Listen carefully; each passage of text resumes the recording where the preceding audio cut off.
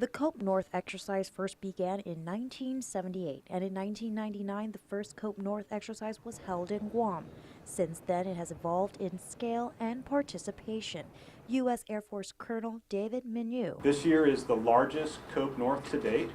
We have approximately 2,000 airmen from our three services, including 94 total aircraft. Cope North 15 will be broken into two parts. The first will focus on air combat tactics and large force employment. Participating are military personnel from the U.S. Air Force, Japanese Air Self-Defense Force, Royal Australian Air Force, and the Republic of Korea. Royal Australian Air Force Captain Phil Gordon. So the main focus of the exercise, if you like, is the trilateral exercise between our three countries, which is our large force employment. So that's our fighter aircraft, our command and control aircraft, our aerial refuelers, all working together in large packages, doing defensive counter-air and things like that. The second part of the exercise involves the Republic of Korea, New Zealand, U.S., Japan, and Australian forces.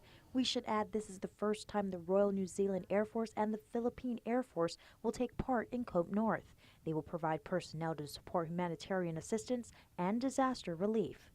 The other part of the exercise is again started as a trilateral exercise between our three countries to practice humanitarian assistance and disaster relief, and that's where our transport aircraft, our contingency response squadrons, our aeromedical evacuation personnel have come together to deal with a simulated problem. Exercises such as Cope North are integral as they increase the country's ability to work together to address any adversity that may occur in the Pacific region.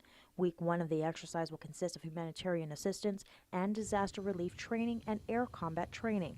During the second part of the exercise, the focus will shift to large force employment training, fighter versus fighter, air combat tactics training, and air-to-ground strike mission training. The kind of complex training that we can get out of that is exactly what we would expect to see if we were ever called on to do it for real.